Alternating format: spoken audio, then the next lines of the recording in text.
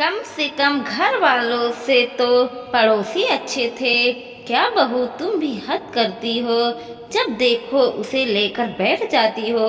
इसका क्या है। इसके तो जिंदगी में कुछ नहीं करना, लेकिन जिसे आगे बढ़ना है कम से कम उसकी तरफ तो ध्यान दो। आओ जाकर अनुभव को नाश्ता पकड़ाओ, से लेट हो रहा है। सासू माँ कमरे में आते हुए बोली, पर दादी मैं अपना नाश्ता खुद ले लूँगा। आप मम्मी को डांटो मत। हे भगवान, अब मेरा बच्चा अपना नाश्ता खुद लाएगा। ये दिन आ गए हैं। देखो, ये तेरी माँ है या तेरी दुश्मन जो अपने बच्चे का इतना सा भी काम भी नहीं कर सकती। पर दादी, मैं भी तो 10 साल का हो गया हूँ, अपना आप काम कर सकता हूँ। बस कर बड़ा आया अपना काम करने वाला। तो 10 साल का हो गया, काम करना चाहता है। देख, तेरे पापा को मैंने आज तक पानी का गिलास तक नहीं उठाने दिया।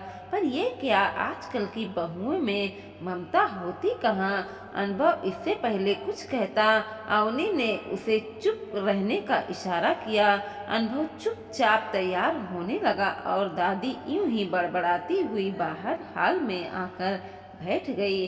अवनी अपने बेटी नित्या को बिठाकर अनुभव के लिए नाश्ता लाने चली गई। 2 प्लेट में नाश्ता लगा कर ले आई। एक प्लेट अनुभव को पकड़ाया और दूसरा प्लेट लेकर नित्या के पास बैठ गई और उसे नाश्ता करवाने लगी। नित्या अनुभव ने 3 साल बड़ी है, पर शुरू से ही कमजोर है। यह यूं कहें कि स्पेशल चाइल्ड है। यूँ तो साफ सफाई के लिए मेड आती हैं, पर खाना बनाना और काफ़ी सारे काम, साथ ही नित्या का काम सिर्फ और सिर्फ अवनी को करना पड़ता है। 2 प्लेट में नाश्ता लाकर ले आई और एक प्लेट अनुभव को पकड़ा दिया और दूसरा प्लेट लेकर नित्या के पास बैठ गई। उसे नाश्ता करवाने लगी। नित्या अनुभव की 3 साल बड़ी है, पर शुरुआत में कमजोर है। या यूँ कहें कि वो स्पेशल चाइल्ड। यूँ सफाई के लिए मेड आती है, पर खाना बनाना और बाकी सारे काम, साथ ही नित्या का काम सिर्फ और सिर्फ अवनी को करना पड़ता है। अनुभव ने अपनी नाश्ता प्लेट खत्म किया और स्कूल के लिए रवाना हो गया। पड़ोसी वाले सुधा का बेटा भी उसी स्कूल में जाता था, इसलिए उसे छोड़ने समय सुधा अनुभव को अपने साथ ही ले जाती थी। कम से कम घर वाले से तो अच्छे पड़ोसी थे जो मदद करवा देते थे। इतने में पति रजत भी कमरे में आया। और कितनी देर लगेगी तुम्हें, मुझे भी तो ऑफिस के लिए देर हो रही है। फटाफट मेरे कपड़े निकालो और नाश्ता लगा दो। उधर माँ भी नाश्ते का इंतजार कर रही थी। नित्या ने अपने पापा का हाथ पकड़ना चाहता, पर रजत ने उसका हाथ झटक दिया और फटाफट नहाने के लिए बाथरूम में चला गया। अवनी को देखकर गुस्सा तो आया, पर वह चुप रही। यह कोई नई बात थी नहीं। घर में अनुभव और अवनी के अलावा कोई भी नित्या को पसंद नहीं करता था।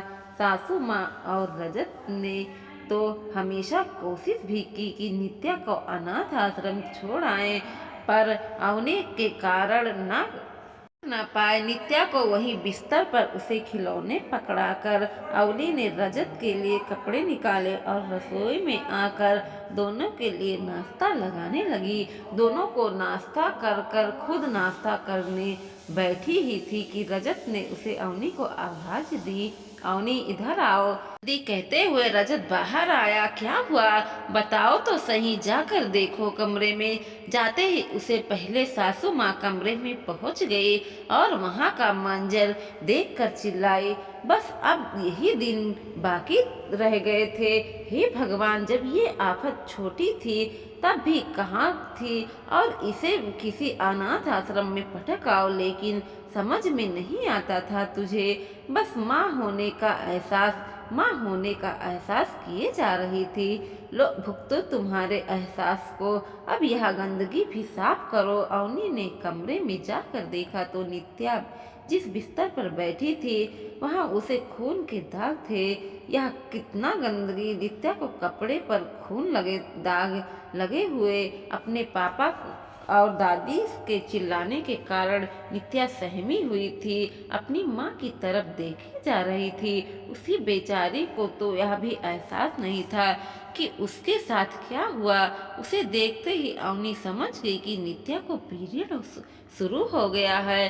सासू माँ का बड़बड़ाना बदस्तूर जारी था, पर उसी समय अवनी को सिर्फ नित्या का चेहरा ही दिखता काफी डर नजर आ रही थी। अवनी नित्या के पास आई तो नित्या उसे गले से लिपट गई। अवनी ने नित्या को हिम्मत बांधी और उसके बाद उसे बाथरूम में ले जाकर नहलाया, उसके कपड़े बदले, पैड लगाया और फिर बिस्तर को धोकर बाहर धूप में डाल दिया और फिर खुद नहा कर आई। तब तक अवनी नहा कर बाहर नहीं आई।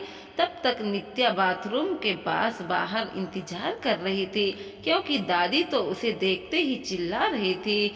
इन्हीं सबके अवनी को दोपहर के 12 बज गए।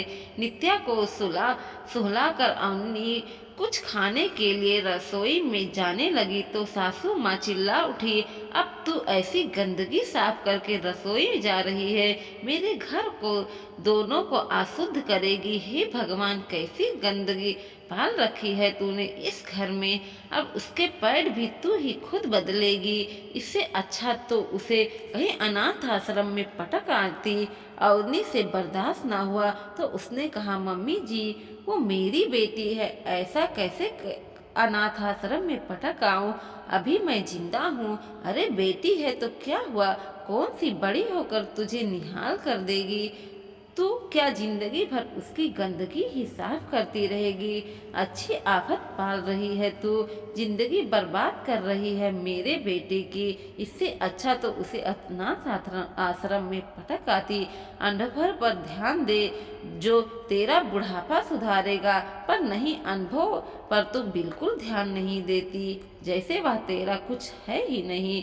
माँ जी, बस बहुत बोल लिया आपने। मेरे लिए दोनों बच्चे एक समान हैं। दोनों को पैदा करते समय दर्द भी मैंने बराबर ही सहा था, फिर भी आप इतनी बड़ी बात कैसे कह सकती हैं? अनुभव बच्चा होकर इस चीज को समझता है कि उसकी बहन को देखभाल की ज्यादा जरूरत है, जो बच्चा होकर भी मदद करता है। लेकिन आप तो उसके बेटे को तो कुछ नजर ही नहीं आता।